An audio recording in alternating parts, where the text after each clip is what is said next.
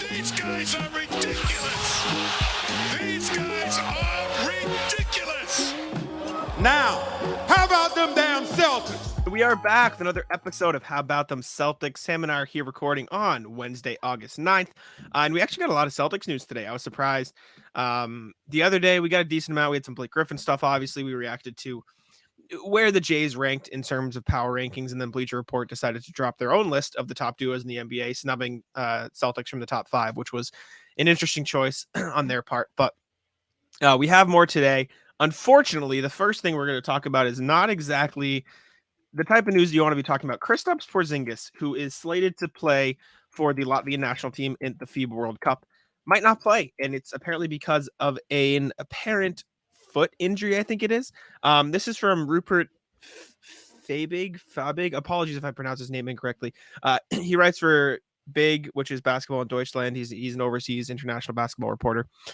He reported, exclusive, according to my information, there are growing concerns that Latvia star Kristaps Porzingis might miss the FIBA World Cup due to injury. Understood, it is something with his foot. Staff himself and Boston Celtics will wait until the last moment to make a decision. Then Fabig, again, apologies if pronouncing correctly, he was replying to people's concerns and comments and thoughts on Twitter, and a couple more things he added. He said, I know that he posted it today. Also, like I said, the injury is not that serious as they still consider playing him, but there's the possibility of him not playing. And then he was replying to Barstool Greeny, Dan Greenberg. Understand it's at least nothing too serious because they're still even discussing the option of playing the World Cup. So it sounds like it's not that big of a deal, because if it was a big deal, he just wouldn't be playing, sort of like O'Shea Brissett, who just completely bailed out of the World Cup. So the fact that he's even considering playing in the World Cup is a good thing. That being said, flashbacks of a certain overseas foreign big man getting hurt in the World Cup, not exactly what Celtics fans want to hear at this point in the summer. No, not a good way to start my Wednesday, or at least be halfway through my Wednesday and then return to my computer and see Twitter and see that. The big problem here is not so much that it's an injury, it's that it's a foot injury. For these really big guys, you see feet injuries plague them for a long time. There was a period in time where Brook Lopez couldn't get on the court because he was dealing with foot stuff. Different guys throughout history. I mean, I think Embiid had foot stuff at the beginning of his career. He couldn't get on the court. Sam Bowie, who got picked before Jordan, had foot stuff. He could never play. Bill Walton had his career derailed by foot stuff. This is not something to play around with. So I'm hoping he doesn't play, even though if he did, it would give us content with highlights. That's true. From a Celtics standpoint, you don't want this guy playing any extra games that he doesn't have to. Yeah, no, I agree. Have told us, injury concerns, he's injury prone, blah, blah, blah. He should have to get healthy before he gets a contract, even though he just had a great, healthy season. Yeah, it can be concerning when you get injury stuff like this. I saw people saying get used to it on Twitter today. It's just not the news that us as fans wanted to have in the middle, almost probably to the day. Do we know when the day when Gallinari went down was? Let me look. Danilo Gallinari tears ACL. I think it was July, actually. It might have been later, actually, though. Let me see. The report from the NBA, he was diagnosed with the the ACL tear on September 2nd, but it says last month it was in a World Cup qualifier. So it was probably around August. It was probably around August, actually. I'll keep talking. I'll find the date for you. It definitely was August because it said last month. August is before September. I was saying at the beginning of August. Okay, we're 3 minutes into the podcast, and you're already coming at me for. You told me to keep talking. What do you want me to say? Not attack me. Maybe just talk about the injury. I guess is it better power rankings of injuries that you want to hear your players have, or you don't want to hear your players have, foot or knee? Which one? I'd say knee's worse. I think foot's a little bit better than knee. Knee's like structural damage. Foot's like you can probably still play. It's just not going to be great. I think it just depends on the guy's size. I think the taller they get, you hear about the foot. Because let me Google this and I'll keep talking. I wonder what size shoe Kristaps Porzingis wears. August 27th. Yes? August 27th, by the way, is when the Gallinari thing came up. 16. What size shoe? Yeah, that's crazy. That's nuts. It's a big foot. It's a long foot. A lot of tension on the foot. A lot of tension on the bones. Mm-hmm. Uh-oh. Yeah. I mean, like I said, if it was really bad, he just wouldn't be playing. But it is concerning when you consider the history of knee injuries Kristaps has dealt with. He tore his ACL in 2018. Obviously, he's had a lot of knee issues. I'm looking at his Fox Sports. It just lists like knee, heel. Like it doesn't give me specifics, but looking back, like there's illness this year. In February, he dealt with a knee thing. In January, he dealt with an ankle thing. January, ribs, illness, back, ankle, groin, knee, toe, knee. Like there's nothing about his foot. So maybe you cross your fingers and say, okay, hopefully this is just a little bit of soreness. But it's always concerning when you have a guy injury prone dealing with an injury this early in the season. So you're of the camp that please just don't play. Like you just want him sitting. Yeah, I don't really need him to play. Not right now. He's Okay. not playing for the Celtics. I don't need to see him play. I'm surprised Basketball Reference does not have injuries. Yeah. I just use Fox Sports, and it's not very detailed, but it's the best you got in terms of just looking back and seeing who got injured where and with what. And Porzingis has a lengthy injury page, to say the least. So not great, but like I keep saying, it sounds like the reporter is emphasizing the fact that if it was really bad, he would definitely not be playing. So the fact that they're even considering playing him in the FIBA World Cup should bode well for Celtics fans, and Celtics fans shouldn't be panicking. But this does raise the question, like, you see some stuff on Twitter, like you said, like, oh, now we're going to bank our franchise on an injury-prone 7'3" guy, right? He just played 60 games last season. And obviously, that's a one-off, right? He hasn't played a lot of games throughout the course of his career. It was the third most of his career, 65 games. I have actually the page up in front of me, I can tell you. 65 games last year. He played 66 games in 17 and 72 his rookie year in 16. Yeah. He's played in a lot of games. Or not a lot of games. He hasn't played in a lot of games. I meant he played in a lot of games last year. 65 last year was probably his best season of his career. Yes, agree. All this being said. Yeah, that is my take. All this being said, Porzingis getting hurt in the summer or even having to deal with injury is scary, because one of the things I've emphasized as we're talking about, who should they bring in for a free agent, is like maybe you bring in a center because Porzingis has an injury history. Rob has an injury history. Horford's 37 now, 36, 37. He's up there. Probably not going to be playing as much as he used to. And then the only big on your roster outside of that right now is Luke Cornett. And I love Luke Cornett as much as the next guy. Probably don't want him playing 15 minutes a night.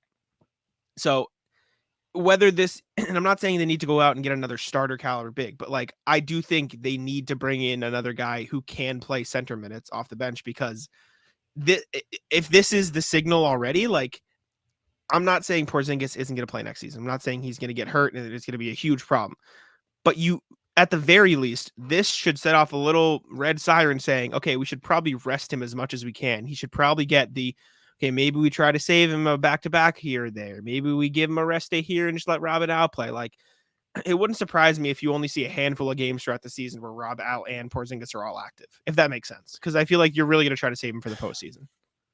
It does make sense because you don't want to, wear him out before the playoffs come around. That is the most important time of the year. But at the same time, with that being the most important time of the year, you want to have a familiarity amongst your guys. If you're saying there's no more than a handful of games where all three of those guys play, again, it's not your fault, right? This is not an indictment on you. But in that situation, if you're just doing that out of like a cautious thing, you're kind of taking away from the chemistry building, the rotations, guys getting accustomed to their role, anything in that kind of sense. And I get it. There is a good reason to do it. You don't want him to get hurt.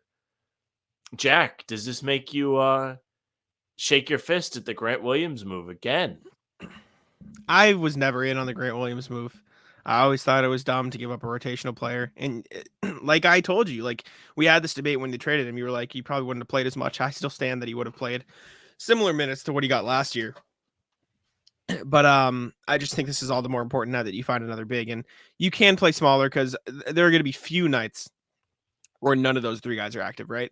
Like you'll usually have at least one of them, probably two of them, You'll still have Cornette. You'll have Brissett who can play the 4. You'll have Hauser who can play a little 4. Obviously, Tatum can play the 4. Jordan Walsh gets some minutes too. So you do have enough forwards where you should be okay, because Jordan Walsh, as skinny as he is, he's a good defender. He's 6'7". He's got good height too. So you can get away with playing smaller lineups with just one big. But when the 3 bigs you have are all, I don't want to say in danger because that makes it sound like a bad thing, but like all at risk of probably playing 60-ish games or less during the regular season, realistically, like you got to have a backup plan. You got to have some guys who can step up and play those minutes, because as much as this is probably one of the best playoff rotations in terms of an 8-man, the regular season rotation is not an 8-man rotation. It is a 12-man rotation at times, and not all 12 of those guys play, but you usually have 12 or so guys on every team who play intermittently. We just talked about this. Luke Cornette played in like 70 games last season, right?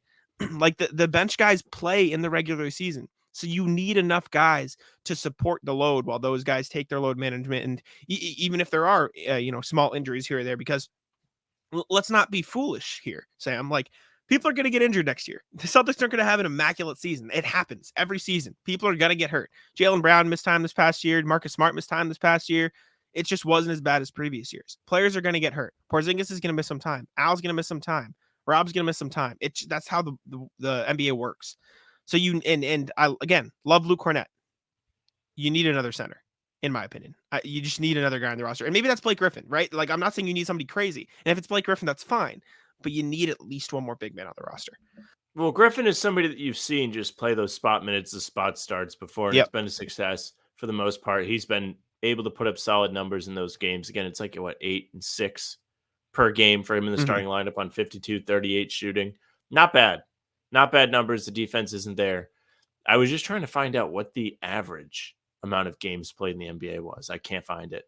I could probably just stat muse it, but I try to use the NBA's website because I was just curious. I was like, how reasonable is it to expect any trio to play 60 games in an NBA season now? Yeah. Look. I think NBA stars missed an average of 28 games. I think this is from 2 seasons ago, so there's that. But I know the Kings were the healthiest team last year, and I know there are stats that show you like what core is played together the most. Like if I Google NBA teams by starters missed injury, like there are stats that tell you like, oh, there's a Twitter account called Man Games Lost NBA. It's just like, how injured was your team? Looking at it here, NBA games missed due to injury versus team wins. And this was from March 16th. So this was towards the end of the season. There's nothing more recent that I can find, but the fewest games missed by injured players and health protocols last year at the time of this tweet, which is March 16th, was 51 missed by players. And that was Sacramento. And Sacramento was on an island because it goes 51, 76, and then into the 90s after the first 2 teams. So Sacramento was ridiculously healthy. And then Houston was 5th on that list at 113. So they're very young. Yeah, teams miss a lot of games. Miami had players miss over 250. Orlando had over 250. Miami had a tough injury season, which explains to an extent why they were able to have so much success as a low seed. Boston and Milwaukee were hovering around 175 each. Detroit was over 200. Like there were only, and this was March 16th too. So like there were plenty more games past this that hadn't been played. There were only 4 teams on this list that had players miss a cumulative less than 100 games. What are you using? I just found a Twitter account. It's called Man Spot Games Track Lost has NBA. an injury tracker. I'm going to go look. Now that we're down the rabbit hole. We might as well. NBA. It's just, and again, I don't want to like harp on the fact that, this is the Porzingis trade is going to be a disaster now, because I truly still believe it's one of the most underrated moves in the league this season, in the offseason, right? I think Porzingis is going to fit phenomenally well. I think the point you've constantly made of he's the Al Horford replacement down the line, I think that's going to be huge for the Celtics. But you can't ignore the injury issue, right? You can't ignore the fact that he's had injury problems. But the way to the Warriors adjust for that is adding another big. 254 games missed. Suns 178, Bucks 161, Clippers 120. Oh, wait a minute. This isn't in order. Thunder 323 games, Pistons 315, Magic 299, Warriors 254, Hornets 251, Grizzlies 247, Wizards 245, Blazers 218, Cavs 203, Jazz 202, etc. Miami only has 195 on here. I could be wrong, but I don't think I am. Interesting. It's different than this. Oh, this is cash earned while injured. That was what it was sorted by initially. This is still the games. Okay. Where players have been on the injured list per spot. Interesting. I wonder what's different with this then. Regardless, the point stands. Porzingis is injury prone. On Twitter. Yeah. Porzingis is injury prone. This is going to happen. This is a little red flag. To me, it just means get another big man on the roster and give you minutes. That's I think that's what it comes down to for me. Just add another big.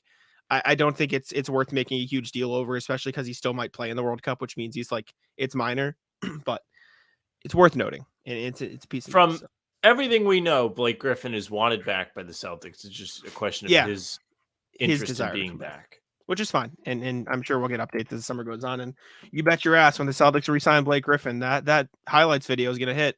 It's gonna hit different people. We'll do the Bismack Biyombo prime highlights for Blake Griffin. Do you see the commenter about Bismack Biyombo this morning? Yeah. He goes, Biyombo's gonna be Giannis based on the highlights he showed us. Good highlights though. You can't question it. But all right, the next thing we do have Jayson Tatum. The Porzingis thing for 16 minutes. We did. We talked about it. We want to talk about the injury bug as well. But Jayson Tatum got his 2K rating. They released, I believe, what is this, top 10, top 15 or so 2K ratings. All people 94 and above, I believe, are on this list. We're going to go over and take a look. So, spoiler, Tatum is a 95, which probably a fair rating. But I'll list off the players that we have here. That were released by 2K, and then we can discuss. So, Jokic is 98. He's the highest player in the game, which makes sense, right? Giannis is at 96, LeBron at a 96, Embiid at a 96, Durant at a 96, Steph Curry at a 96, Luka, Tatum, Jimmy Butler at 95, Kawhi, Devin Booker, Damian Lillard at 94. This might be the most. I didn't play 2K last year, but from the ratings, this is always like something we talk about because ratings. This might be the most players like 94 and above we've seen in a 2K. There are so many that are just jam-packed up there. And the league is talented, don't get me wrong. Why are Kawhi and Damian Lillard 94? Yeah, it doesn't feel like they should be. I mean, I don't really care about the game as much anymore. I enjoy playing the GM mode, which is fun because they make it so you can play from all kinds of different eras. Yeah. No, my career, you gotta have. I misspoke. I meant to play my career. Yeah, no, I meant my league is what I meant to say. But they should be like probably around like a 92, maybe, just because they didn't play a whole lot. But Dame is also coming off like a career high scoring season. Oh, he was nasty when he was out. There's that. Kawhi is as far as Tatum, he's in fair company. It's just funny. Like, should LeBron or Embiid be above a 95? I think Embiid makes sense just because he won MVP. Like you give him the credit. LeBron, I think, should probably be 94. I think he should probably be lower than that tier, realistically. Where's Anthony Davis? Not a 94 or above. He was probably the driving force on the Lakers team in the playoffs. I agree. I think you probably have LeBron at 94, Davis at like 93. Like if you're realistic about these ratings. Maybe Davis is a 93. We don't see it. I'm fine with that though. Steph at a 96 makes sense. Durant at a 96. Thoughts? Yeah. Okay. Wasn't he really good in the playoffs? Or am I tripping? I know Booker was. I know Booker was great in the playoffs. Durant was probably good. I think their combined stats were crazy. Yeah. Okay. Yeah. He was really, really good in the playoffs. He didn't shoot super well from three, but he was averaged 29, 8, and 5 on 48, 33 splits. He was fine. I saw a lot of people on Twitter complaining about Jimmy Butler. That's the biggest thing I saw. Him being a 95. He's made the finals. He won't be a 95 like when he screws around in the regular season, but then it'll drop. These ratings are coming off the back heels of a playoff run where Butler spearheaded a finals push from the Heat, who were the 8th seed. Like Butler pretty much by himself beat the Bucks. In that first round series, he was unbelievable. He rolled his ankle against the Knicks, and he wasn't really the same after that. And he got a lot of help against the Celtics with like Caleb Martin becoming a 95 overall, or any of those guys, take your pick, just turning supernova on any given day. But still, like he was awesome throughout that whole playoffs. He was all anybody was talking about. Nasty. Of course, he's going to have a high rating. Agree.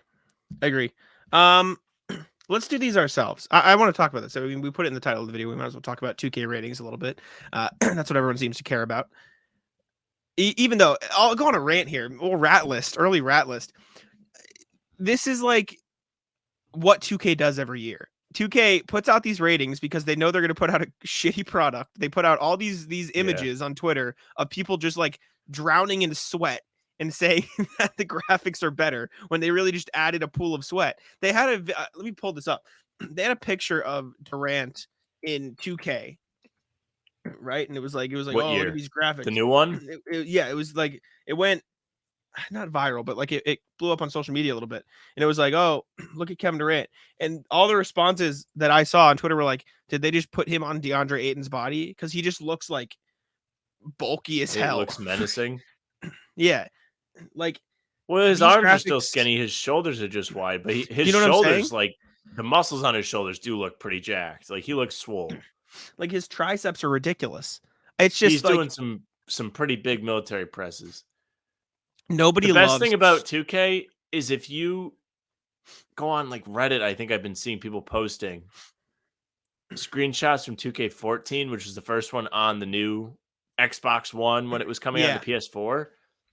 The jump between that and then the 2K14 on the Xbox 360 is crazy, but the jump between 2K14 and now is not that crazy. Yep. No, definitely. And like, nobody loves sweat like 2K loves sweat. That's all they do. They just put more sweat on players and they go, oh, the graphics got a lot better, right, guys? Look at this. Look at they're sweating now. And then you'll get in the game and like the point guard takes every shot. If you simulate a game in 2K, the point guard takes every shot. Nobody else takes shots. It's just the point guard at the top of the key, and then they run the offense and they take a shot. It's the most broken. If you ever watch YouTube like Sims where guys jump in games at the end of a game, if you're doing like a My League, or even if you do it yourself, King of the fourth quarter, the teams just don't play in a realistic way. It looks they don't play funny. Basketball. It's like weird. Yeah. It's bad. They don't get good shots. Like it's just like the guy stands there with the ball and fires it up over a close defender. They dribble the ball for the first 18 seconds of the shot clock, and then they run a pick and roll, and the point guard just takes a mid-range pull-up or something. Like that's all that happens. It's just terrible. The only play they know how to run is drive to the hoop, a guy from the corner helps, corner three. Like that's all that happens in 2K. Over and over and over and Sounds over. like Missoula ball. Right? They love Missoula ball, evidently. And then like 2K just randomly picks teams every year that they love. Like the Hawks, I think this past year or 2 years ago, were just nasty. Hawks, Cavs, Rockets. 2 years ago, every year, if you play the GM mode, they will be nasty in the sim. 2 years ago, it was the Pelicans were gross. Like it's the same every year. They just pick a couple teams they think are going to be good, and then like even if the Hawks like lose 60 games this year, they don't change it. Still, by the end of the year, the Hawks are going to be nasty. You know what I'm saying? Like they don't update that at all. But looking at these rankings with Tatum in it, let's re-rank them here. Are we fine with Jokic being like above the rest of the pack? I think it's fair. He's the best in the world. I think. He just won a title. Now, I would argue you should put Jokic at a 98 or 99, and then Giannis should also be in his own club at a 97. I was going to say there should be a 97 on this sheet, and it probably should be Giannis because Giannis is still a force. I know Milwaukee lost in the first round of the playoffs. He hurt his back, wasn't able to be completely dominant like he normally would be. Yeah, but he's still like a beast. I wouldn't want to play Giannis in any kind of series, any game. Mm-hmm. He's a dominant player. He can do a little bit of everything. Even his shooting's come along a little bit. At least he's not afraid to take them. He's definitely a 97. He's a player that can just take over a game. Yeah, I'd put him at 97. The 96 tier, I would probably do like I'd probably do Embiid, Steph, and Luka at a 96, and that would be it for me. I'd bump Durant down to a 95, and I'd bump LeBron down to a 95, mostly because like I don't think LeBron is in the same tier as those guys anymore, and I don't think Durant played enough games last year, or like I don't know. I feel like what he played in 47 games this past season. Like, well, it is a video game where you can just turn off injuries. I know. Still though, I'd put Steph, Luka, and Embiid at 96. Then I'd throw Durant and LeBron down to a 90. I'd put probably LeBron 94, Durant 95, with Tatum and Jimmy at a 95 as well. I think I'm with you. Jokic can be the top guy. Giannis should be right behind him. Yeah. I think at 96, Luka should be a 96. I think Luka is right behind Giannis in terms of just a guy that can do everything. in a different way than Giannis, though. He's the do everything like guard forward. Giannis is the do everything forward center. Yeah. I think that maybe Luka should be the only 96, and then the rest of those guys drop to 95. Maybe Steph too. I don't know if Embiid should be a 96. Tatum probably shouldn't be a 96 either. I just think a lot of those guys are all on the same level now. And then the bottom guys are the bottom guys. It's whatever. I think Booker at a 94 is fair. I think anybody shafted from this list, anybody that should be higher, that's not. I was thinking about that too. It's always tough for me because without having a list of players in front of me, I struggle. I'll forget. We forgot Steph Curry the other day. You know what I'm saying? No, it happens. So I always struggle. Shai Gilgeous-Alexander, Chris Paul. No, he was not snubbed. Shai though. Shai might be up in that range. He's probably more like a 93. But I bet you he's going to be like a 92, and they're going to be earn my respect with a playoff run. Yeah, that would make sense. I'm trying to find. I'm looking at dirty. I'm looking at per game totals right now. Quick, Donovan Mitchell. Donovan Mitchell's up there. I think Davis should be a 94. Davis should be up there. Yeah, he was the lead on defense. It would make sense. John Morant, Kyrie, De'Aaron Fox, Anthony Edwards. That's about they it. Probably got all of them. I think so. Guys there. Is that 12? 12 total guys? 1, 2, 3, 4, 5, 6, 7, 8, 9, 10. No, yep, 12. Good math. There you go. It's probably fair. That makes sense. I think it's a good list. Whatever. Tatum's a 95. That's what you need to know. Next thing we have Sam. Debut article for Celtics blog. Wrote about Marcus Smart. I'm gonna let you kind of debut. I wrote another one that's not coming out till this is the first published one. The first published one. So I'm gonna let you lead the conversation because obviously, you wrote the article, so it's So this week, planning wise, is Marcus Smart week at Celtics blog. There will be something else posted this morning when you're listening to this. Not by me. Was it you? It is you. No, I didn't write it. What? You wrote something that's going up to today as this is out, right? Did I? I don't think I wrote a Marcus Smart August thing. 10th, 9 a.m. Derek White, Smart Succession. Derek White. Okay. Yes. So yes. Jackson on the fun. But anyways, we're not talking about Jack. We're talking about me. This is the me show today. I made my Celtics blog debut, and I picked up the topic of should the Celtics retire Marcus Smart's number. I wrote a lot. I broke down. I compared him to different greats, mainly Pierce and Garnett, because those are the last two to go up. Those are two guys I watched play, and I have an understanding of their careers the best, so I thought I could do it the best justice. And they do share similarities just in personality or games played. Smart is in the top 20 games played for the Celtics. Went in depth, went into the community work that he did, all kinds of great things with Marcus. And the consensus is no, just because he didn't win a title with the Celtics. The people that are in the replies of the article just didn't read me say no at the end. Yeah. Because I in the article, I'm like, should they retire his number? And then I just start presenting all these points. And I get my answer at the end. And everyone's like, why are we even talking about this? It's August. For one, it's August.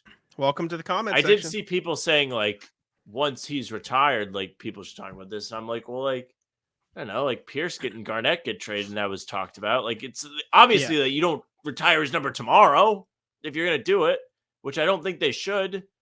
But it sucks because I think the point of the article should have really been he was on his way if they didn't trade him, because it did feel that way.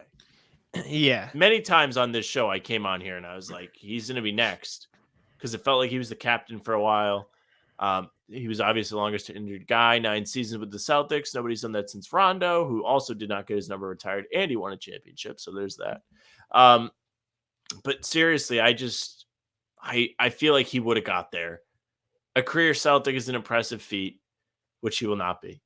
Winning a title with the Celtics is important. Everybody in the Raptors has one except for Reggie Lewis, who passed away. There is a world where if he stayed, he probably gets his number retired. But he didn't get to stay. If they win against the Warriors, is it retired? I don't know. I think that is the world where he gets to play out his whole career with the Celtics. Yes. Because if they win against the Warriors, then they don't need to make this trade, because what came out, and we talked about in the last show, that they all decided, like, we're going to do something different this summer. We have to change something because this isn't working to the fullest. Doesn't mean it's not working. Making conference finals is still good for the average team, but the Celtics They weren't team winning feels like it's titles. overdue to win a title. If the Celtics don't shoot themselves out of game 4 against the Warriors, does Smart get his number retired? Title that the pod today. There it is. Maybe. Because seriously, I don't think they have to trade him. And I think he gets to retire a Celtic. There's just less pressure if they win the title. If they don't win last year after winning a title, everyone's still bummed, but they're like, okay, like, we have the experience, blah, blah, blah. You know, Smart's proved to be a leader. Tatum and Brown can be those guys. The Jaylen extension would have got a lot less heat. Horford would be a solid pick for the Hall of Fame, probably. Like, people would be talking about that. Mm-hmm. Which he still probably might get in. I don't know. I think the NCAA titles will probably get him in. Yeah, it's true. Back to back. High draft pick. But yeah. I think that's a good angle to that. I wish I kind of put it in there. Alternate universe, they win against the Warriors. He definitely does. Just because I don't think they trade him. Agree. It's tough though, because like you said, I don't think it is right now. I don't think he gets his number retired. If he like comes back down the line somehow and they win a title with him, like maybe you get that argument in. But it's just different goalposts in Boston, right? Like they just announced today Sean Marion and Amari Stoudemire getting the numbers retired for Phoenix. Like if Marcus Smart did what he did for the Celtics for Phoenix, he would absolutely get his number retired. But it's not Phoenix because the Celtics just have different standards, right? This is title or bust. Those like players had more individual recognition than Smart did. Like they were multi-time All-Stars, like Marion, 4-time All-Star. Smart never made an All-Star team. He did win the Defensive Player of the Year, and he made all defensive teams. Fine. Tony Allen. That he wasn't. Tony Allen then in Memphis. Yeah. You know what I'm saying? Like good call. No title, but it's the same thing, right? Like it's true. This is just a different beast. And I think the Lakers are too on the other coast. They don't really just kind of put anybody up. They put Powell like Anthony Davis, second man on a championship team. Does Davis get his number retired in LA? Yeah, they're going to retire. Okay. Because he just signed the extension. He's going to have a long career there. I don't know if he's going to get traded away. That's a weird one because he's getting older. Like, I don't know if anybody's going to trade for him on a big contract like that. Yeah. You know? Like, it seems like he's destined to stay with the Lakers. Especially because his dad really wants him there. Clearly. No, it's just good conversation though. I think the answer is no, but it sucks. Overwhelming no from the fans, which is fine.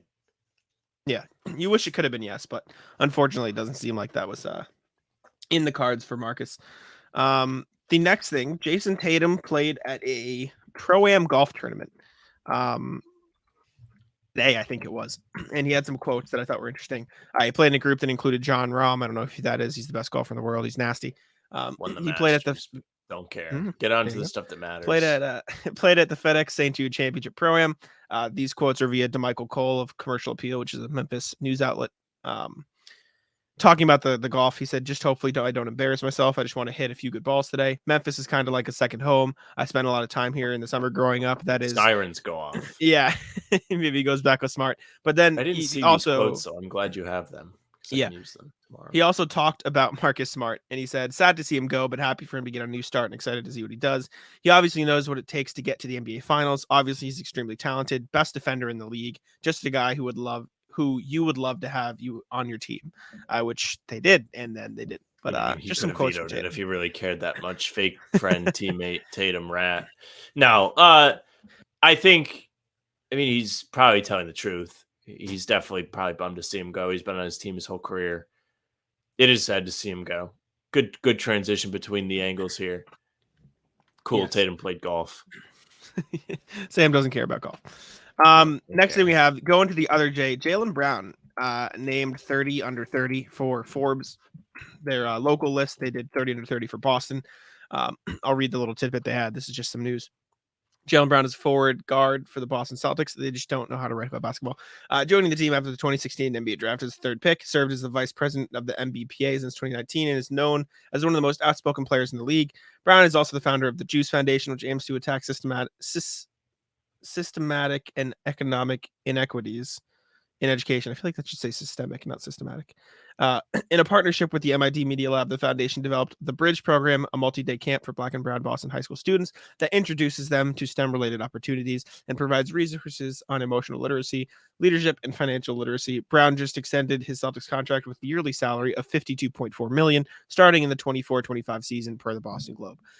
Just some recognition for Boston. I mean, we've talked about it since the extension side. Like, good to have a guy like him at Boston. It's part of the reason. Obviously, it's like you get caught up when you talk about the contract extension, like, oh, what can you do on the court? What can you do here? But like, if you take a step back, like just the person Jaylen Brown is off the court, like very good person to have in Boston. So happy about that. Happy to see him make this list. It's nice to have a guy like him in the city. He's the best. Jaylen Brown, I've said it on the pod just a bunch of times, but it's really impressive that instead of like just complaining about something, he's doing something about it. Not to say that he shouldn't complain, but we've seen people in the past just like blame the city and be like, it's not a good place to be. Like Kyrie threw the whole city under the bus in that playoff run a couple years ago when Brooklyn had the 2 seed, Celtics were 7 seed, and they beat the piss out of the Celtics. And Kyrie was bad mouthing all the fans in the media. And Jaylen Brown went on the podium and he went on a long tirade about like, yes, there's problems, but like the way he's handling it is not the right thing, I think was the consensus of his rant. And it was awesome. Like it made me have a great appreciation for Jaylen Brown because he stuck up for the city. And not only has he done that, but he's now putting his money where his mouth is, quite literally, in doing something to make it a better place, which is just the best. He had his contract signed at the Bridge program where he's giving these kids all these opportunities. It's awesome. Like, it's great. Everybody should have opportunity. Agreed. I'm happy Brown. that he's letting them get it. Agreed. Shout out Jaylen Brown. Great guy to have in Boston, like I said, worthy of the contract extension. All right, I think that wraps up Celtics stuff today. We can move on to NBA. We do have a decent amount of NBA stuff, though. We'll start with Josh Hart. Josh Hart, 4 years, $81 million extension to remain with the Knicks. He'll be 32 in the final season. Sam wrote, good contract, right? Yes, I think so. I think it's a great contract. Josh Hart said he's an impact player, right? Like, you don't always need to put up 20 points or 15 points to be worthy of that money. Josh Hart makes an impact on the court. You saw it with him on the Knicks this past season. I think before the season started, I picked Josh Hart for most improved player. Obviously, it didn't end up going that way, but Josh Hart, impact guy, does everything on the court, hustle defender. He fits perfectly with the Knicks, so good extension for them. And he's really made a nice niche for himself in the lineup, in within the fan base. The people there love him. He was getting fans fired up in the playoffs, and he has a very sustainable game, playing defense and shooting threes. It is a very valuable style of play in today's NBA. Every team needs guys like that. That is a key component to a winning team. And he's definitely carved out that sort of role for himself with the Knicks. And he could be valuable for another team if things don't work out there, which fingers crossed that they won't work out, just because I don't want to see those people happy. But good contract. Absolutely a good contract. A couple more NBA news things before we get into some like bigger discussions we have. Anthony Edwards got fined $50,000 for throwing a chair, or quote unquote throwing a chair.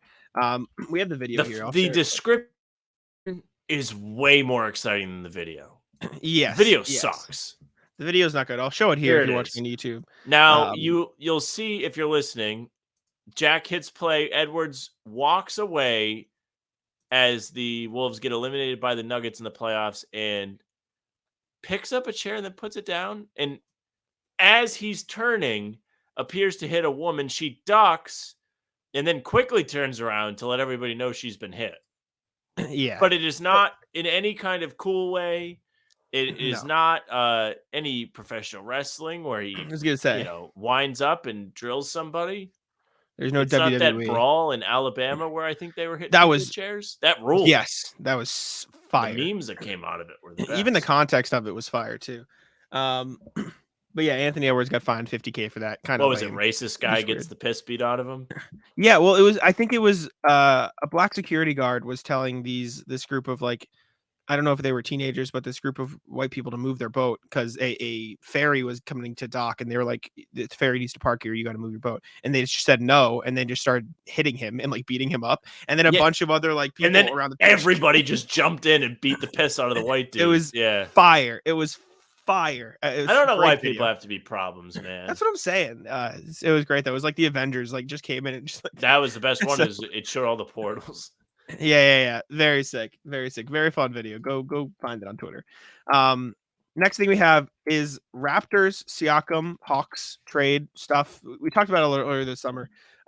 Shams Charania reporting that the Raptors rejected a Hawks trade offer of DeAndre Hunter, AJ Griffin, and draft capital, and the Raptors are upping their price. That doesn't sound like a terrible draft package for me. If I'm the Hawks. That being said, obviously there is the asterisk of how good is the draft capital because the Hawks don't have much to offer after the DeAndre Murray trade, I should say. So it's like, how good can it be? But if you're the Hawks, like Pascal Siakam has been open and saying he doesn't want to sign anywhere outside of Toronto. It's just weird. It's just a weird situation. It is a very strange, like this never happens in the NBA type situation where a guy's on a bad team that's getting worse. He's a superstar level player, and he's like, I'm not leaving. It's the Wolf of Wall Street. I'm not leaving. That's him in Toronto as they're trying to trade him.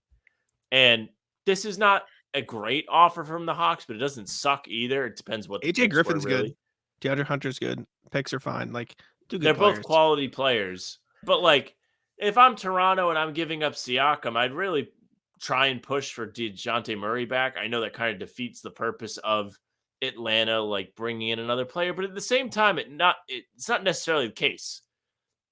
DeJounte Murray does not work the best next to Trae Young. He's not the best version of himself. I'd at least want Kobe Buffkin, the rookie, like get another guard in there in Toronto because they don't have a great guard rotation, right? Like push him for that. Maybe that's what they are asking for. They definitely need more guards. Shooter's running the show up there for you, Jeff. Him and Javon Freeman Liberty. Look at him go. It's a Bulls guy. Couldn't tell you what Javon Freeman Liberty looks like. It's all right. That's okay. Next thing we have, you put this on the sheet to let you lead. Nike is dropping Kobe shoes. Is that what I'm seeing? Yeah, I don't really know how much we care about it, but I saw it on Bleacher Report. And I thought it was kind of interesting. They're calling them the Halos. Interesting. This is going to be a very short segment. I don't have that much. Well, there's other Kobe stuff too. Apparently, they're putting a statue in front of the Crypto.com arena, which is going to feature Kobe.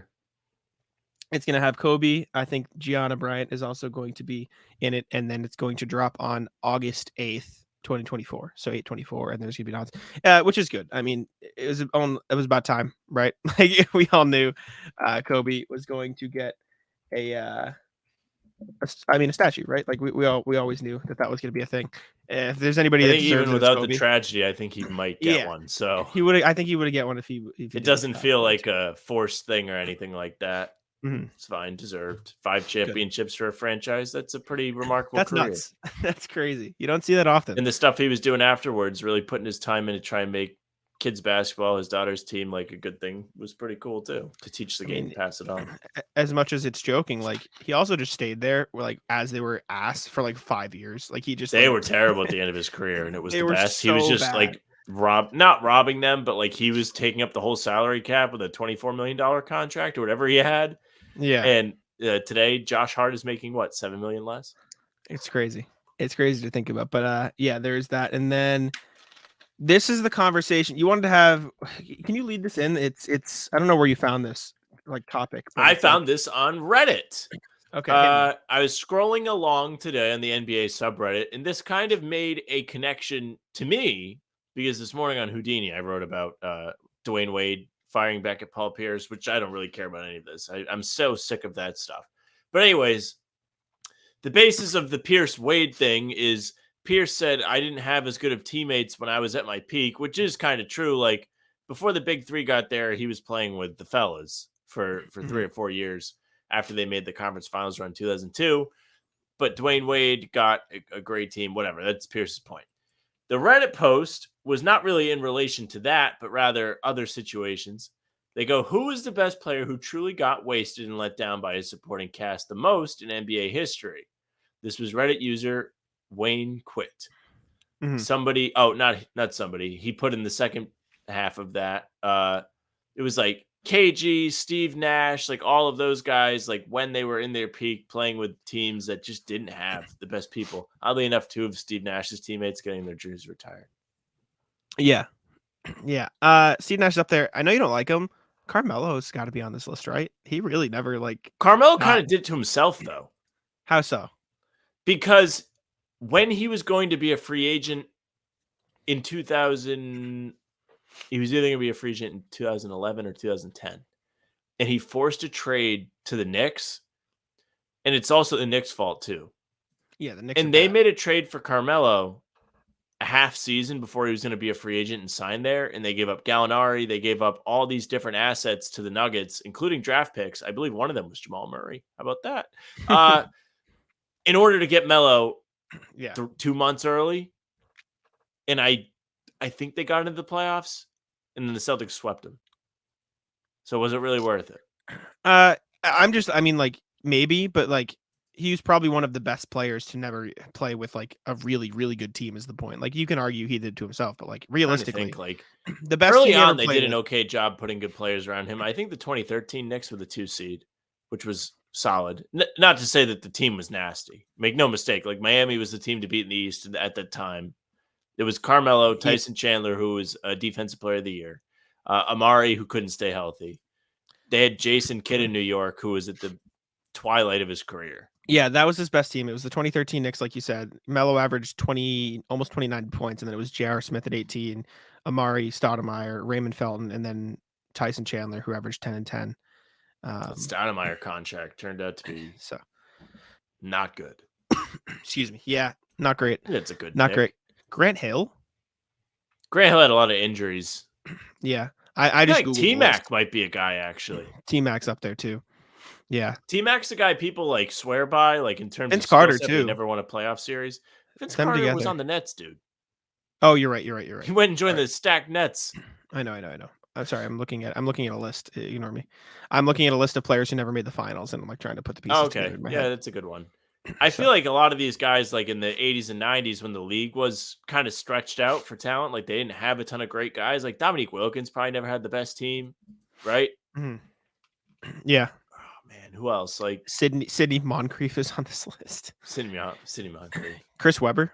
He was on the Kings though. They made a run. So maybe even that supporting cast wasn't the best. Vlade Divac was okay. Jason Williams, Mike Bibby, take your pick. They were both there. Peja Stojakovic. Everybody had a role on that team. LaMarcus Aldridge on this list. LaMarcus Aldridge robbed of having a great supporting cast by injuries. Mm-hmm. The big three in Portland would have been him, Brandon Roy, and Greg Oden. If none of them got hurt, they would have had really good teams. I think they played almost a total season together with all of the games sprinkled out. And they were some crazy, 50-something, high 50 wins. Yeah, they were good. Another one on this list, David Thompson only won 10 playoff games in his career, which is he was playing with what, the Nuggets? Yeah, he played in the Nuggets in the ABA for one season in the ABA, and then they moved to the NBA. He only played 9 total professional basketball seasons, but only winning 10 games is a Hall of Fame player or one of the better players in Nuggets history, right? He averaged 27, 24, 22, 26. He played. The best season they had was they made the second round in the NBA, and they made the second round once in the NBA. And this Nugget teams that made it the furthest, it was him, Dan Issel, Bobby Jones, Brian Taylor, right? We're going back, but the fact that David Thompson only won 10 playoff games is damn. You can go through the comments because I reread the question and I smirked to myself because I really, really in my heart know somebody's going to be LeBron. I was going to say the pre-Heat LeBron teams were you can wave the narrative it off now. with LeBron is he always never has help. That's always, no matter what team, he never has help. He's had help ever since the Heat, just objectively, right? If we want to talk about it for real, Wade and Bosh at the back end of his Cavs career, the second time he had no help. That was the narrative. He had no help. He didn't. Well. Because Kevin Love was a scapegoat all the time. He got hurt. Yeah. I'm talking. I don't care about that. He had help there. That was whatever. But the pre-Heat Cavs teams were horrendous. Just objectively, they were bad. No, they were. Nobody wanted to play in Cleveland. Mm-hmm. Top comment on this post: Minnesota KG toiling away for nearly his entire prime, surrounded by a motley crew of players, was an NBA tragedy. Somebody replies, honestly, Joe Smith punishment was so unbelievably harsh compared to how it would have been handled today. Don't know what it was. Minnesota has been a terribly run organization, but the NBA took a very active hand in crushing them to a pulp during their reign of their best player ever. Imagine if the Sixers lost 5 first-round picks if it came out Harden and Morey had any kind of under-the-table promises. It is funny. I joke about that stuff all the time with you, saying, wow, whatever are they going to do with the second-round picks being taken away from them? Oh my God, I didn't know about this. Yeah, I found a article about the thing. The Good Timberwolves going. were fined $3.5 million and forfeited their first-round draft picks for the next 5 years. They lost 5 years. It was just a tampering punishment. I got it. This is a long article. If an NBA team planned to sign a player to an illegal contract that cost them a ton of money, better be sure it's worth it. Joe Smith, blah, blah, blah. Promising first 3 seasons. A lot of context they don't need. Smith and the Timberwolves had an under-the-table agreement in place where Smith would sign 3 one-year deals for very little money, allowing the Timberwolves to acquire his bird rights, which would allow them to go over the salary cap to re-sign him. He would have then been rewarded with a lucrative contract that paid him up to $86 million. This arrangement, of course, was highly illegal. Sanctions were taken. The Timberwolves forfeited 5 years of draft picks. The team's 2003 pick was eventually restored. Not only was Smith's newly signed contract voided, his previous 2 were as well, meaning he would no longer retain his bird rights with the Timberwolves. Glenn Taylor was suspended, and then Kevin McHale took a leave of absence on July 31st. Oh, no. So they lost, what is this? This was in 1999. So they lost the 1999 pick, the 2000s pick, 2001 and 2002 first-round picks. In fair, luckily for them, like those were not super stacked draft classes. No, but the Timberwolves very Timberwolves weren't weak good. Draft time. Next most popular comment: T-Mac. All he had to do was wait for Dwight. Yep, it's true. Someone said, "I'm convinced Reggie Miller was a Ron Artest crowd rush away from a ring." Maybe, very possible as well. I'm looking here. I want to see. Now you got me going down a rabbit hole with this Timberwolves thing, which I didn't know about, which I feel like an idiot for not knowing, right? Like, why? I feel like there's like a big gap in our knowledge, like from like 2008 up to like when the Celtics were really good. Before in my defense, when this happened, I was like a month old, so it's not exactly my fault I don't know about it. But like looking at those years, right? This was 1999 to 2000. Like they were a mid-table team. Like they got eliminated in the first round. They were all right. Those years where they forfeited their first round picks, they won. They were a 500 team. Then they won 50 games, 47 games, 50 games, right? So they were like a solid team. So they would have gotten back of the first round picks. So it's not like the end of the world, but 1999 draft, Meta World Peace went 16. Andrei Kirilenko went 24th, right? Like there were some okay players back there. You look at 2000, the back of the first round, not much. You're not going to get much. Like Mo Peterson is 21. That's the best you got in 2000. The back of the first round. Okay. Back of the first round in 2001, you had Tony Parker at 28 and Gerald Wallace at 25 and Zach Randolph at 19. So maybe they could have used that one. Yeah. And then 2002, Tayshaun Prince at 23, and then past that, like John Salmon. So it might not have changed everything, but even if you want to look outside the draft, like they would have had tradable first round picks they could have used, right? So Patrick Ewing played in maybe the biggest market on the entire planet for 15 years, and the Knicks didn't get him another Hall of Famer to play with him for a single season. They did build a solid squad around him in the mid-90s, but it was one all-time great and a bunch of role players who fitted their roles. Reply to him says, other crosses out all-stars to play for the Knicks in Ewing's time. Knicks to make the all-star team with Ewing. All players that made it once. Mark Jackson, Charles Oakley, and John Starks. That's it. It's tough. That's tough.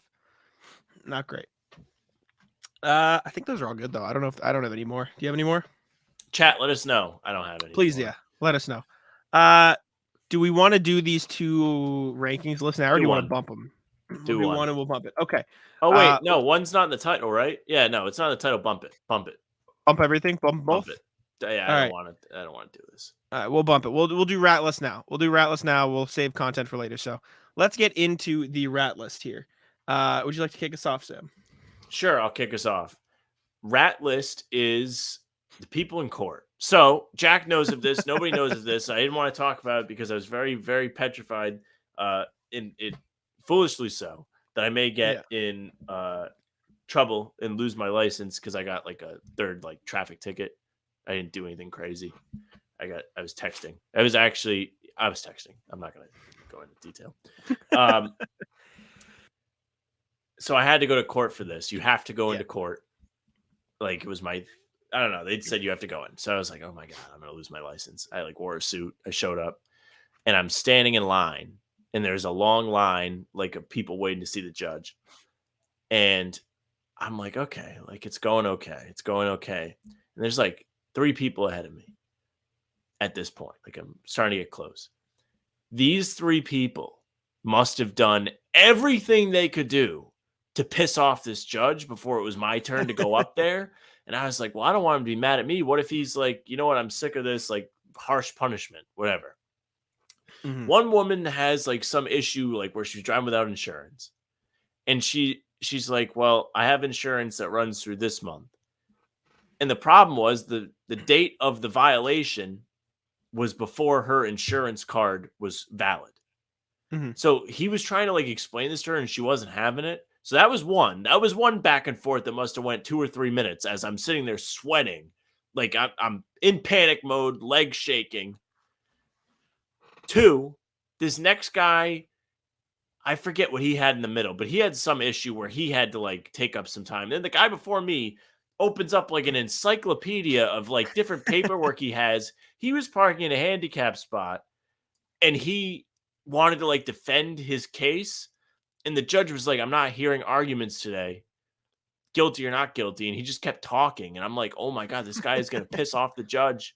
I go up. They give me a very lax punishment. I go about my day. I'm able to zip around if I would like to zip around. So anti-rat list. A rat list anxiety for the last month of just sitting there. It's tough. Yeah. That's tough. But rat list them for making me think they might piss off the judge. Fair. Yeah, one of my buddies in high school got his license taken away. He doesn't give a shit. He doesn't watch basketball. He'll never see this. He wasn't even going like obscenely fast. I think he was going like above 80 on the highway or something, which is like not even that obscene, right? But so there's context. Okay. He was like, there were no other cars around, so it was like easy to pull him over. So he was just going and they caught him. And he was, I think 17. And so he wasn't 18 yet. It was still like, you're still on your learner license or whatever, like your beginning license when you're, the period where you can't have anybody else in the car, all this like bullshit. Yes. And so they caught him and he got his license taken away. Or actually, that's a lie. They gave him a court date and he slept through the court date. Oh no. And so they said, strike 3, see you later, buddy, you're gone. Took his shit, and he had to take a bunch of courses and stuff to get it back. But I'll drop the gun only because it's fun. Did he get his thing taken away? Just a wee boy had his license taken away because he like was driving fast and then tried to drive away from the police. Oh man. And he was like cutting through side streets and stuff and cut into a dead end, and that's when they got him. That's so tough. He was so young. He was like not even out of high school yet. They took it away for summer vacation. It was brutal. Yeah. But my friend, the one who got his license taken away, is a friend of the podcast, actually. Let me pull it up here quick. He was on the 5th ever episode of Take the Rat Down. He was on the 5th ever episode of what was then the From the Raptors podcast, and you can tell it's old because look at the logo, Sam. You remember that logo? Yeah. I always liked the logo though. I thought it was good nice. logo. Good logo. But yeah, he knows nothing about basketball, but at the time this was before you. I just had no guests, so I just needed people to talk about. And I just quizzed him. Like I gave him names. I was like, can you tell me if this is a real player? And I just gave him like random things. He's like, Giannis, that's not real. I asked him where Michael Jordan played. He told me the Warriors. So he didn't know anything. So it was entertaining though. I needed content. Come on. It's about the grind. I will rat list drivers. I know you're out on stop signs, right? I know you don't like stop signs. I feel like my leverage on arguing traffic things is kind of thrown out the window now. Just because I was like, hey, I almost lost my license. Probably going downhill. People who don't stop before the line, they like eke out into the road. So I have to swerve to avoid you because you just like, you didn't run the stop sign, but you like ran it enough to inconvenience me. So I have to slow down a little bit just to avoid you in the middle of the road. just either stop or run it, right? Like, can you pick one? Can you be an asshole or not, and not just be like this in between, which is almost worse? Either run the stop sign so I get an insurance claim because you're a moron, or actually fucking stop. Yeah, right. Like, what? It's just pissing me off because I'm like, I'll be driving along and I'll like see it out of the corner of my eye. I'm like, you better stop, and then like slowly rolling stop, like about to hit my car. I'm like, just make a choice. If you're gonna be a dick, just like commit to the bit. If you're gonna be an asshole. See, anytime I see like the Eekers when I'm driving, it really makes me wish I drove a tank. Yes. And I Exactly. said that to my girlfriend in the car the other day, and she was like, well, they're people. And I was like, well, okay, fine. Like, I wish I had to teach them a lesson, tank. Like, if you ever played like one of the Batman games where you have to use the Batmobile, it's like non-lethal, like it just zaps them. Like, that's what I wanted to do. Yeah, fair. I'm not trying to take any lives. Maybe you just don't eke out. I don't like that. I'm out on that. You know what I'm saying? Yeah. Rat list, Frank. So Frank, Ooh. we all went to see Oppenheimer yesterday, and it was fine. Like, I really was not awake enough to pay attention and enjoy it like to the fullest. Like, I was real tired. Like, I was falling asleep in the theater. 3-hour movie. That's very difficult. That's a difficult ask for me. A lot. But our friend bought tickets, and I paid him on Venmo. And Frank messages the group chat today. Mind you, this was a whole fiasco yesterday where one of our friends was not in on the plan until yesterday. The tickets had not been bought yet. And the kid that bought the tickets only bought 3 tickets when there was 4 of us. And then blamed like the kid for like being wishy-washy on the plans. And that was the whole thing. But then Frank bought his own ticket, was not involved in the Venmoing process, and then messages the group chat today and says, did you guys pay him? What are you, the police? Are you the Venmo police? Wait. Yes, I paid him. Piss off. That pissed Frank the hell out of me. Frank was checking if you guys paid your other friend. Yes. And it's ratless. Was his heart in the right place? Probably, but it was like almost like look how good of a friend I am moment where he was trying to make us all feel bad. Like, you guys wouldn't ask if somebody else paid. You know what? Yeah. Frank owes me money. He's getting asked right now if he's going to pay me for this show we're going to. How much does he owe you? Like $150. Oh, wow. Just, you should have one of your other friends text a group chat, say, hey, Frank, have you Venmoed Sam yet? Yeah, I should. I'm just going to do it reverse. myself. Uno reverse card. We're going to bring up our first. Can we move the rat real quick while I do this? Yes. If I could get we asked you guys last episode. We said, give us your rat Pull it list, up. and only one person did, but we love Joey's spatula, so we're going to do it. He said, rat list any grocery store that only has super green hard as rock avocados. It's almost impossible to find avocados anywhere that aren't better used as a projectile. Now, I don't know. I know Joey Spatulas runs a taco truck, Ironclad Eatery, I believe is what it is. Legend. Thank you for the shirt, Joey Spatulas. We'll have to go up to a game in Maine. We'll go to a game in Maine this season, and sure. we'll stop at the food truck. I don't know if super green as rock avocados. I assume this is just saying like avocados that are too hard. Are you a fan of avocados, Sam? I like avocados. I do too. I think he's saying like, okay, when like bananas are green, like they're not ready yet. Yeah. So essentially he's saying grocery stores, because of an avocado shortage, I'm pretty sure is a real thing. Yeah. Only have the avocados that aren't ready to be eaten yet. So it's very difficult for him to prepare them, making guac for his taco truck. Mm-hmm. Which is fair, because I will often buy avocados and just forget to use them because they're not ripe when I buy them. So I can't use them when I buy them. And then I'll just forget they're there, which is what do you unfortunate. do with them? What do you mean? I just like put them What do in you like, do with them? What do I use them for? I'll throw them in Yeah. like sandwiches or stuff, and like It's good choice. use avocado toast for breakfast or stuff. But I'll just forget they're pro there. avocado. I like them. I enjoy avocado. Avocado works on most sandwiches, I would say. I would say it elevates the What sandwich. is the big health draw for avocados, though? I'm not actually sure. I think it's like healthy fat. Okay. If that makes sense.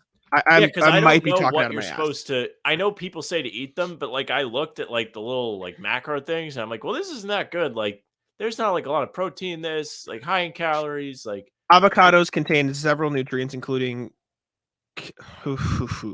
carotenoids, monosaturated fats, potassium, and fiber that have been associated with a reduced risk of chronic diseases, especially when included as a part of a balanced diet.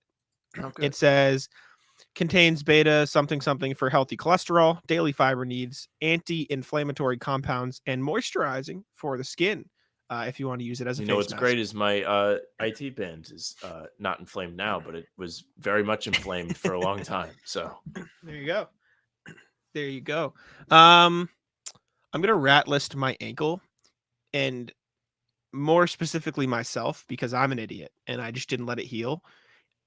I just have a bad you feeling. were wrong about the ankle when it happened. I was what? I would say it. What'd you say? Headstrong. Yeah. I wanted to play, so I sprained my ankle. I mean, I definitely told the story on the podcast. I sprained my ankle playing basketball months ago at this point, but then 5 days later, I just wanted to keep playing, so I played again, and now it is still like, just still so swollen. Like, it just nothing ever went down, and It still it's the hurts. same ankle. Yeah, it's not bad. Like, I can bend it and shit. Like, it's fine, but like every once in a while I'll step on it the wrong way, or I'll be playing golf and I'll step down a hill the wrong way, like I mentioned on the podcast. So it's not great. So I'm gonna rat list myself because I also just don't. I think you're in the same boat. I just don't have a primary care doctor right now, so I just don't go to the doctor. Speaking of doctor, though, I'll go again. Rat list. I don't know if it's indigestion or acid reflux. I'm sure the person in the comments who likes to diagnose me will tell me. I appreciate you. I just mess around with you. They'll body bag you.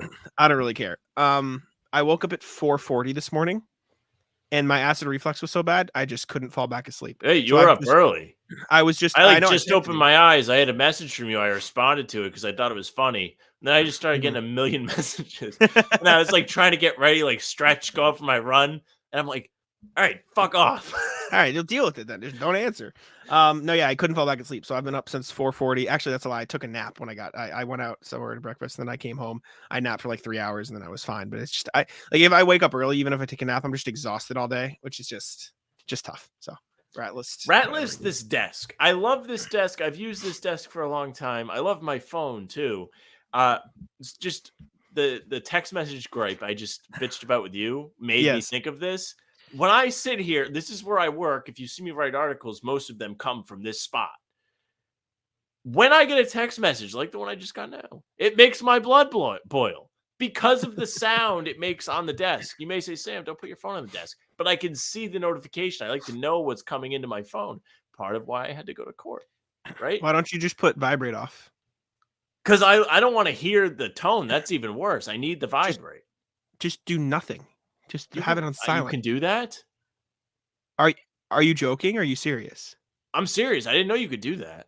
You can I still like nothing. the vibration. I like to know at most times when it's going off. I just don't like the sound it makes on this table, especially when I'm. Also, another thing, everybody wants to text me when I'm trying to do something.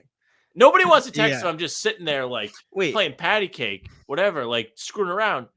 I claim an article in a Slack chat. All of a sudden, everybody wants to talk. Everybody's got conversation for me. All the group chats are popping. You didn't know you could turn vibrate off? Nobody wants to talk. You didn't know you could turn vibrate off on your phone? No, I didn't. Yeah, you can turn vibrate off. I have nothing on my phone. My phone is always just on silent, like I don't have notifications. I like to be able to be reached, but just when I only have it for calls. Like I'll have calls and they give me the phone, but like text messages and Twitter and all that stuff. My mom, my sister, my family. I'm not picking up calls. What? I don't pick up calls. There's like select group of people. I guess like if people that I regularly talk to were to call me, I would pick up because I would be like, what is happening that they're not just going to text me? Are you out on FaceTime? FaceTime is it's a thing you do. It's a thing you do. So I take you're not a fan of FaceTime. It's you do it for another person thing. Okay. See, I enjoy the time I spend on FaceTime with my girlfriend. Does she listen to the rat list? I don't know. Sam's playing a dangerous game. I'm not editing this, so you got to live with your actions and your words. Yeah, you can turn off vibrate. I just think FaceTime sucks because you'd rather be spending time with the person. In all seriousness, like if I don't like talking on the phone with anybody. My mom is a flight attendant. My mom used to go away. Like she would call. Like I don't like the feeling I can't do something else. Yeah, while I'm having this conversation when I'm not actually with a person. When I'm with somebody and we're hanging out, it's different. Like, all right, fine. Like I'll talk to you. FaceTime is like if I want to show you something. Yeah. That's fine. But there are situations that call for a FaceTime. What are you going to do? You do it and you enjoy the time. Sam's covering his bases here. I love it. That's all I got for Rouse today. I don't know if you have anything else. Ratless Jack for making me describe my feelings on FaceTime. It was an unintentional thing. We're just talking. No, you brought it up. I made it funny. I'm not a big FaceTime guy either. Like I'll like you said, I'll do it, and it's nice to like talk to the person and like see them and have the visual. But like if I'm, for example, like writing or something, I'll feel like, oh, I can't be doing this because I'll feel distracted. Or like if I'm watching something and writing, then I can't be watching something because I'm on FaceTime. I definitely know what you mean. It like interrupts the flow. If you're working or something, it interrupts the flow. And it's also just not the same. I'm only FaceTiming one person. Yeah. That's it. The one person gets FaceTime. I'll FaceTime my family. Like my sister will FaceTime me. My mom will FaceTime me. But usually it's just text. Usually it's just texting, which is fine. Oh, Frank responded. Let's see what he said. Oh, yes. Yes, live time. He said to give him a kid trying to explain himself, and he has nothing to say. Oh, no. He got caught in 4K. Shout out Frank. Frank's becoming a show legend very quickly. That's all I got today for Atlas, though. If Frank you're, would be great. So when we get big enough where we can have like additional people on our staff and add them to Frank will be one. Staff, as if no, I know what you mean though. Like Frank, Danny. Oh, I love Danny's hilarious. Liam, Joe. All the fellas. I try and get Frank to write. No, I try and get him to write. Won't do it. Bum. Come on, Frank. Get to writing. But anyways, thank you all for tuning in. We appreciate you very, very much. Thank you for the subscribers lately and the growth on the channel. I say it every podcast, but I mean it every time because it's kind of crazy. Like again, we set a goal of 100 or 1,000 subscribers, I should say, by the end of summer. We're at 1,155 right now, and we're halfway through the summer. Yeah, we're growing very fast. Thank you all for tuning in to the content in August. I see a lot of people saying thank you for the content. Thank you for listening to the content. Thank you for giving us an audience to put out content. Yes, kind of cool. 100%. I forgot to change the brand back to the Celtics. We'll do that now. You guys can enjoy Matt the Rat for an extra couple minutes. Thank you all for tuning in. Subscribe to How About Them Celtics. Make sure to leave us 5 stars on Apple and Spotify. We've been getting more listens there too. So if you are a primarily audio listener, thank you for listening. Make sure to leave us 5 stars if you like us. And if you don't like us and you want to be mean, go to the YouTube and be mean there. Be mean in the comments. I'd rather you do that anyways, because I like reading the comments. And if you're going to be mean, at least have the balls to tell me exactly what you're being mean about. Right? You know what I'm saying? At least be bold enough. Yeah, real balls to go in the YouTube comments. It's one of the most brave things one can do is to say mean things online. It's braver than leaving a 1-star review, right? I'd rather you leave a comment than 1 star. Yeah, all right. At least you can respond. Regardless, leave us a comment, maybe a nice one. But we've been getting a lot of comments in the videos lately. We appreciate it. And leave us rat list stuff, like Joey Spatulas. Be like Joey Spatulas and leave us a rat list in the comments. Thank you all for tuning in. I'll let Sam take us out. Hey, thank you very much for listening or watching. If you're watching, you're on the YouTube channel. Join over 1,150 others and subscribe to the channel. Make sure you leave a like on the videos if you enjoy them because it shows that people care about us, I guess. I don't know. It's good for the algorithm. Make sure you hit the notification bell on the channel. That way you don't miss any of our daily uploads this summer. Like Jack said, we're pumping out the content for the people. So we want to make sure that people see it. So hit the bell. Don't miss any videos. Leave comments on the videos. We love to read them. You can follow us on Apple and Spotify if you like the audio versions of the shows better, or if you just want to listen to them in the car or whatever, and make sure you're not on your phone, right? You don't want to do that. You can follow us there. Leave a nice 5-star review. Say something nice. On social media, you can follow us at How About Them C's, Twitter, Instagram, TikTok. Facebook is just the name of the pod. You can find Jack on Twitter at JackSoneNBA. As you're listening to this, in a couple hours, maybe, but probably his article is out on Celtics blog, 9 a.m. Thursday. Mine debuted today. It was pretty cool to make a debut. I've been trying to get on the blog for probably 5 years now. So you can follow me for more of it at Sam LaFrance NBA. That's it for us. Bye. Tic-taco. Come on. Taco.